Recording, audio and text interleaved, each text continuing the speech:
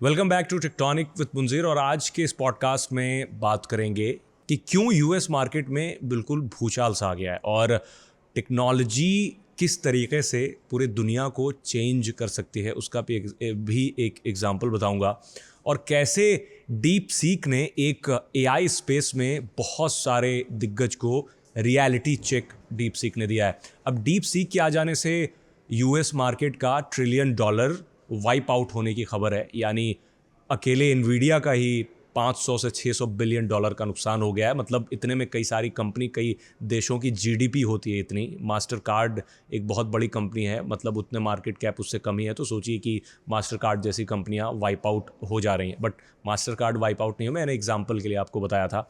तो ये सब क्यों हो गया? जस्ट बिकॉज एक चाइनीज़ स्टार्टअप डीप सीक आया और उसने दुनिया को ये दिखाया कि जेन एआई का जो पूरा एक बबल है, या फिर यूं कहें कि एक जो नया वेव आया हुआ है जेन एआई का, उस स्पेस में डीप सीक ने ये बताया कि इतने महंगे मॉडल्स की ज़रूरत नहीं है, काफ़ी सस्ते में ही काम किया जा सकता है। अब डीप सीक के पास ऐसा बताया जा रहा है कि डीप सीक एक चाइना की स्टार्टअप है जिसके पास बेयरली 50 एम्प्लॉयज़ हैं। एट द सेम टाइम जो जाइंट है एआई स्पेस में वो है ओपन एआई के पास ऑलमोस्ट 4000 से ज़्यादा एम्प्लॉयज़ बताए जाते हैं। अब डीप सीक ने एक ऐसा मॉडल लॉन्च किया, डीप सीक R1, जिसने बिल्कुल इस स्पेस में, एआई स्पेस में एक ट्रेमर क्रिएट कर दिया। वो इस वजह से क्योंकि जो काम चैट जीपीटी करता है वही सेम काम डीप सीक R1 भी कर रहा है। इतना ही नहीं, डीप सीक R1 को कंपनी ने सभी के लिए अभी फ्री बनाया है। चैट जीपीटी में आपको प्लस की सब्सक्रिप्शन लेनी पड़ती है अगर आप उसका मैक्सिमम यूज़ करना चाहते हैं, अदरवाइज बहुत सारे कुछ प्रॉम्प्ट्स के बाद वो काम करना बंद कर जाता है। फ्री यूज़र्स के लिए chat GPT plus, chat GPT pro subscriptions हैं। डीप सीक के कोई सब्सक्रिप्शन नहीं है अभी। डीप सीक इंटायरली फ्री है, उसे यूज़र भी फ्री यूज़ कर सकते हैं।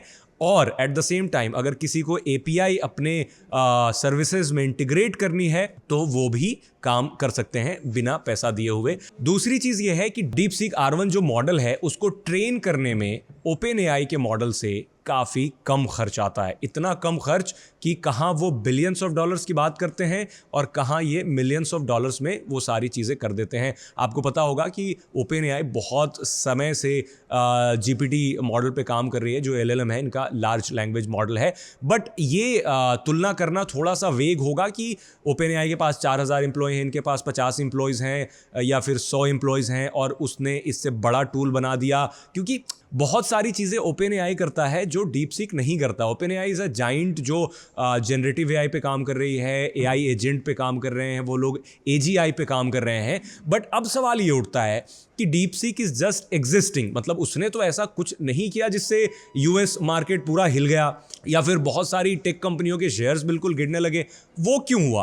वो इस वजह से हुआ क्योंकि डीप सीक ने एक रियलिटी चेक दिया है कि ये जो काम आप कर रहे हो, जेन एआई या फिर जो LLM वाला है मॉडल, जो भी लार्ज लैंग्वेज मॉडल या फिर मल्टी मॉडल्स आ रहे हैं लोगों के, उसमें आप कम कीमत में उन मॉडल्स को ट्रेन कर सकते हैं और कम कीमत में सारा का सारा इंफ्रास्ट्रक्चर खड़े कर सकते हैं। तो उससे एनर्जी भी सेव होती है, क्योंकि आपको पता होगा कि जो एआई का यूज़ होता है उससे एनर्जी कंजम्पशन खूब होते हैं, क्योंकि एआई जो आप रिस्पॉन्स डालते हैं उसके जो रिजल्ट्स आते हैं तो करोड़ों यूज़र्स उस चीज़ को यूज़ करते हैं, तो उसके लिए काफ़ी प्रोसेसिंग पावर की ज़रूरत पड़ती है, काफ़ी बड़े बड़े सर्वर रूम्स बनते हैं और उसमें पावर की कंजम्पशन बहुत ज़्यादा होती है। डीप सीक ने यह भी दिखा दिया कि वो भी इफिशिएंट तरीके से किया जा सकता है और इतना ज़्यादा रिसोर्सेज या फिर इतना ज़्यादा पैसा की ज़रूरत नहीं होती है।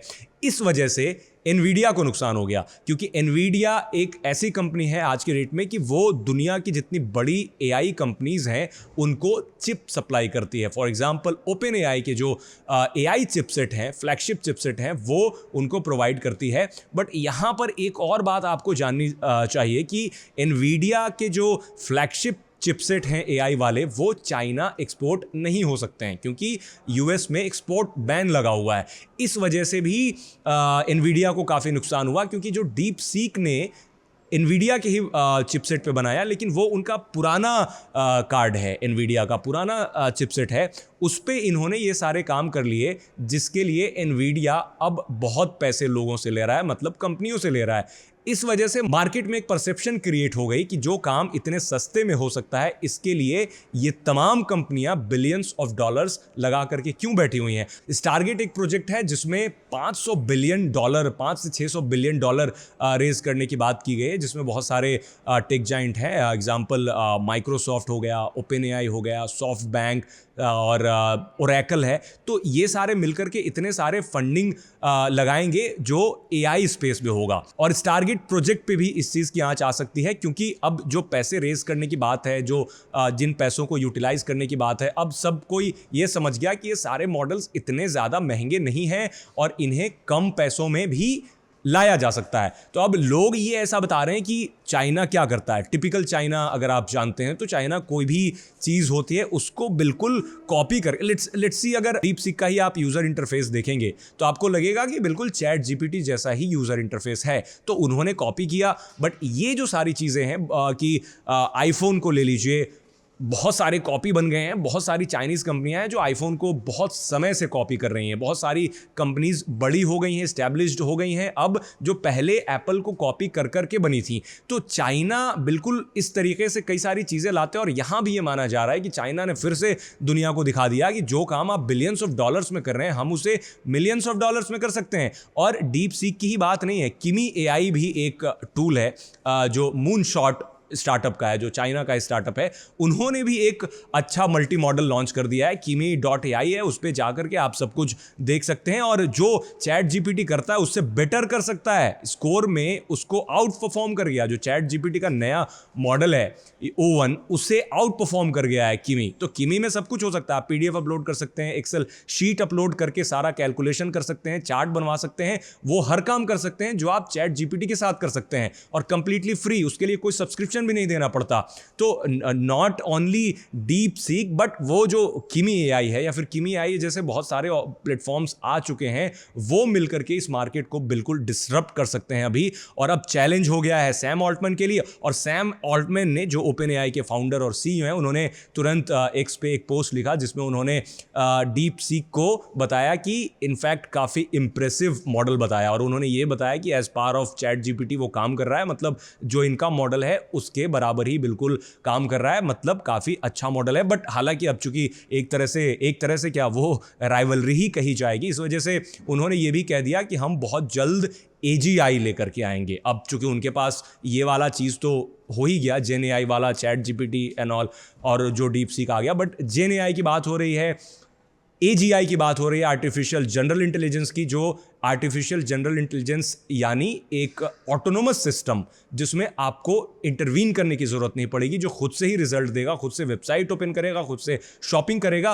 उसका एक एग्जांपल ओपन एआई ने जारी कर दिया। ओपन एआई दरअसल एक ऑपरेटर नाम का एजेंट लेकर के आया है जो आपके बिहाफ पर काम कर देगा। आप उसे फॉर एग्जांपल कहेंगे कि शॉपिंग करना है मुझे इस वेबसाइट से, और सारी लिस्ट उसे दे देंगे, तो खुद उस वेबसाइट पर जाएगा, शॉपिंग कर लेगा, प्रोसीड टू चेकआउट करेगा, एंड देन आपसे इंटरवेंशन मांगेगा ताकि आप वहां पर कार्ड डिटेल वगैरह लिख सकें, क्योंकि सेंसिटिव इंफॉर्मेशन है वो खुद से नहीं लिख पाएगा। और सबसे इंटरेस्टिंग ये है कि वो खुद से आपको दिखेगा कि ब्राउजर में सब कुछ हो रहा है, वेबसाइट टाइप की जा रही है, माउस कहां जा रहा है, और आपको कुछ नहीं करना पड़ेगा। तो ये एआई की रेस काफ़ी दिलचस्प हो चुकी है इस वक्त, मतलब बहुत नए नए डेवलपमेंट्स हर दिन हो रहे हैं, और पता नहीं ये AGI को लेकर के लोग डरते हैं, बट अब ओपन एआई बहुत जल्द एआई एजेंट अपना डिप्लॉय कर सकता है। एआई एजेंट खुद से काम करेंगे, ऑटोनोमस सिस्टम होंगे, उसके लिए किसी भी ह्यूमन इंटरवेंशन की ज़रूरत नहीं होगी। तो ये राइवलरी काफ़ी इंपॉर्टेंट होने वाली है, और ये राइवलरी काफ़ी क्रूशियल भी होने वाली है आने वाले समय में, क्योंकि यूएस मार्केट से अगर $1 ट्रिलियन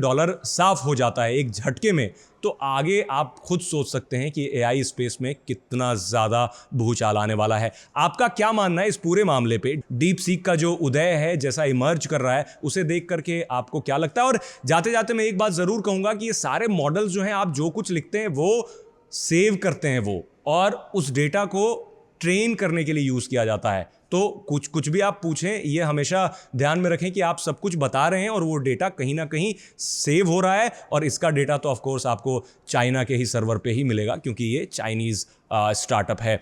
कमेंट में अपना ओपिनियन आप हमें ज़रूर बताएं, और ये भी बताएं कि आपको हमारा पॉडकास्ट कैसा लग रहा है। आज तक रेडियो हमारा हैंडल है, एक्स हैंडल, आप उस पर लिख सकते हैं। मेरा x handle I am hacker है। आप वहाँ पर आकर के कोई सवाल पूछ सकते हैं, कोई सजेशन दे सकते हैं और फीडबैक दे सकते हैं। चलते हैं अपने नेक्स्ट सेगमेंट मुंजीरोलॉजी की तरफ, जहाँ मैं आपको हर वीक एक नए टेक टिप बताता हूँ।